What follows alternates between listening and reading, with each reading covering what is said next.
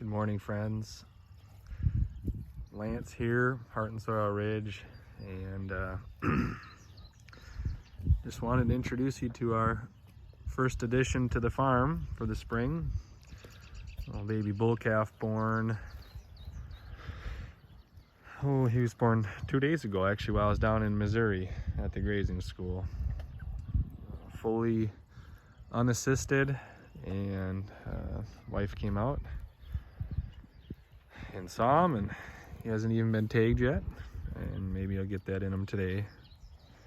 But today's discussion is about don't send money to town. And hey, sweetheart, I learned a lot down in Missouri with Ian Mitchell and Greg Judy and the 120 people that were there. But one thing is, I don't take enough time to observe this triangle right here. But back to the topic at hand, these cows have nice triangles, don't they? Don't send money to town. We have gotten so used to sending money to town. Look at all the baby clovers here. Here's an example. These look like some broadleaves, but here's some baby clovers. Don't send money to town. What does that mean for your context?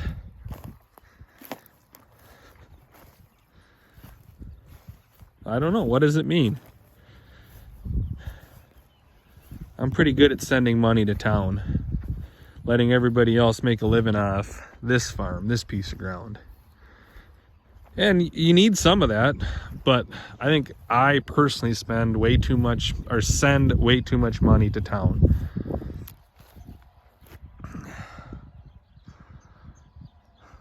Think about it.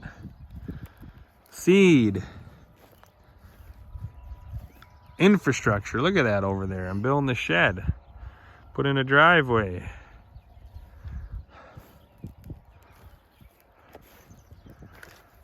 There's lots of ways we spend money to send money to town, friends. I spent a lot of seed. Look at my last video. I seeded down there. Where I rolled out the bales and the cows pugged it in. There's a few bald spots. That's hard to see, but up there. Now, I had all the seed bought already, but guess what? I sent it to town. Albert Lee Seed House, green cover seed. And again, they're great companies, and yet that seed that I bought, all of it was 2 years ago when I seeded this farm. I sent that money to town. So Ian's advice was, what you spend money on is livestock, carbon. Livestock, carbon.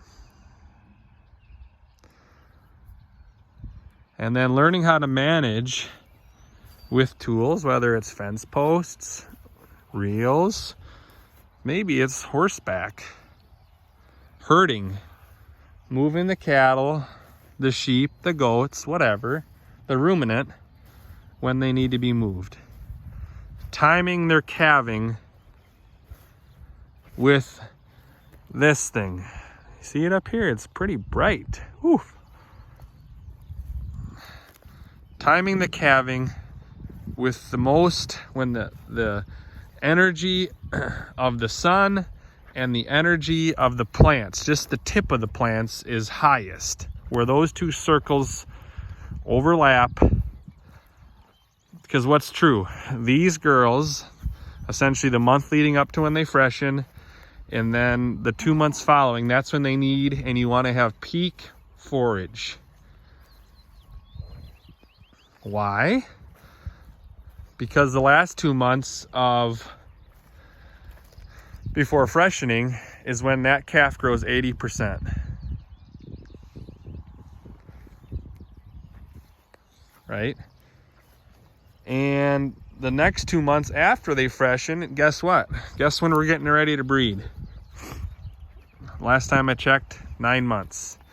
is when what that takes for the baby to grow in that cow's belly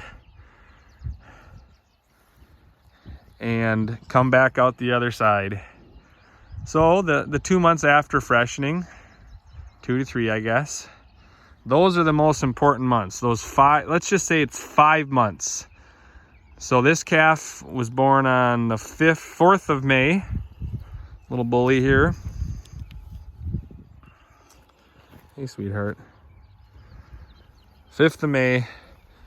So that means peak forage, depending again on your context. Here he is. Look at, he's looking at us from below mama. Would be, let's just say, March 15th. Roughly, plus or minus. We're not gonna screw around about a week, but. And then now we need to carry this forward from May 4th. So June 4th, July 4th, August 4th. This girl here, and that's why I put my bull in on August 1st. Look at that, beautiful. Taking care of babe. That's why the bull goes in on August 1st, because again,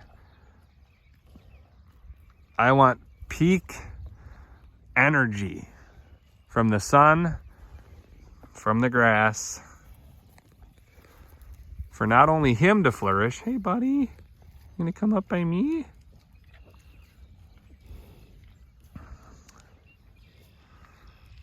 Hey sweetie, he's already tame, look at him. Peak energy. So again, back to the question at hand that I started with. Don't send money to town. How do you answer that?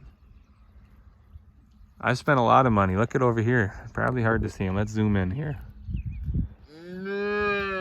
Hay elevator, manure spreader. That's money to town. Shed, windows. The shed, you worked with the Amish Lumberyard, St. Charles. The windows all came used out of from the CEO of Fowler and Hammer here. I got some of these equines over here. Here's one. Bought a couple of them.